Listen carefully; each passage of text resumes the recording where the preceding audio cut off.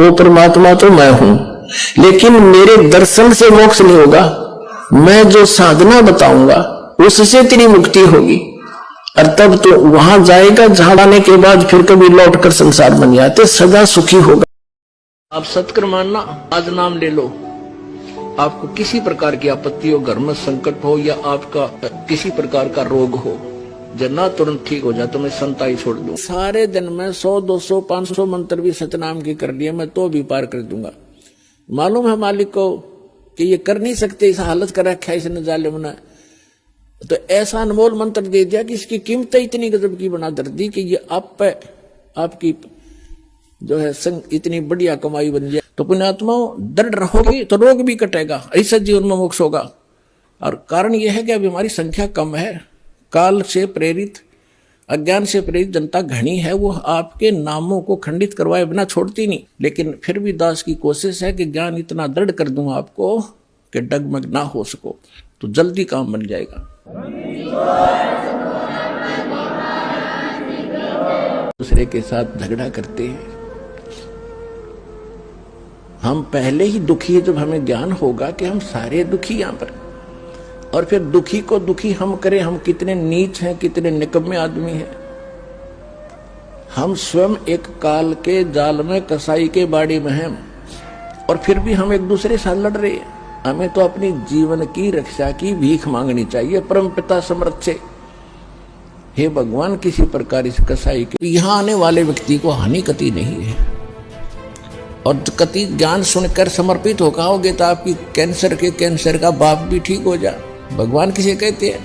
वाह भाई वाह। और आज संत रामपाल जी महाराज की दया से मेरा जो कैंसर है वो बिल्कुल ठीक हो गया है, और मुझे किसी भी दवा की जरूरत नहीं पड़ी, ना ही किसी ऑपरेशन की जरूरत पड़ी।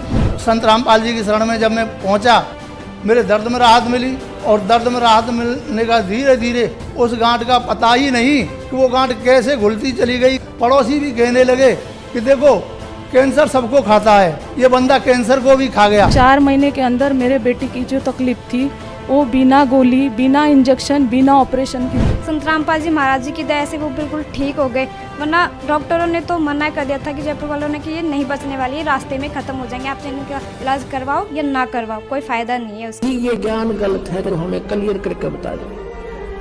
अगर ये रामपाल ज्ञान गलत बोल रहा है तो हमें बताओ, और नहीं तो फिर आप भी आओ तो इस दास के ज्ञान से परिचित हो, और इसमें बताओ गलत कहाँ है, और ये अपना टिप्पणी दो फिर इसके ऊपर। क्यों नहीं बोलते? 10 साल हो गए दास ने, और सरेआम कह रहा हूँ, टीवी चैनलों पर भी बोल रहा हूँ, पुस्तकों के माध्यम से भी इनके पोल खोल रहा हूँ। क्यों ना बोलते? ये क्यों नहीं बोलते? क्योंकि तुम यहाँ दावा बांधे बैठे हो। कोई कहते हिंदू अच्छे हैं, कोई कहते मुसलमान अच्छे हैं, कोई कहते हमारा ज्ञान अच्छा है, हम महंत हैं, हम फलान हैं, हम काजी, हम मुल्ला हैं। कहते वहां पर ये तुम्हारी दाल नहीं गलेगी। भगवान के दरबार में तो सच्ची भक्ति काम आवेगी।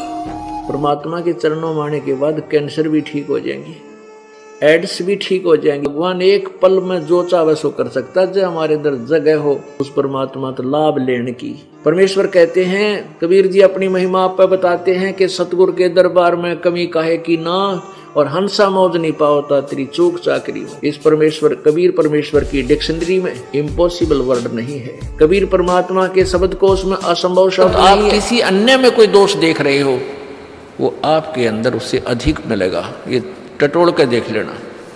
जब आपके अंदर कोई दोष है नहीं तो आपको दूसरे में दिखे को ना। ये एक अपना दर्पण है अपने अंदर के विकार देखने का। परमात्मा कहते हैं, बुरा जो देखने में चला बुरा ना मिलिया कोई, और जब दिल खोजा अपना मेरे तो बुरा नहीं कोई। जो क्रिया हम बुराई करते हैं हम दूसरे में देख लेते हैं, 20 साल गगावेंगे, देख रहे हो वो नौकरो थी, वो नौकरो था।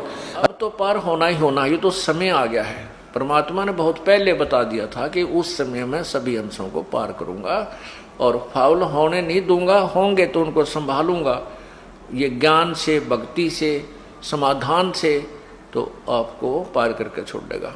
लेकिन उसके लिए आपने क्या करना पड़ेगा? द्वार धनी के पड़ा रहे, धक्के धनी के खाए, 100 काल झकझोल ही पर द्वार छोड़।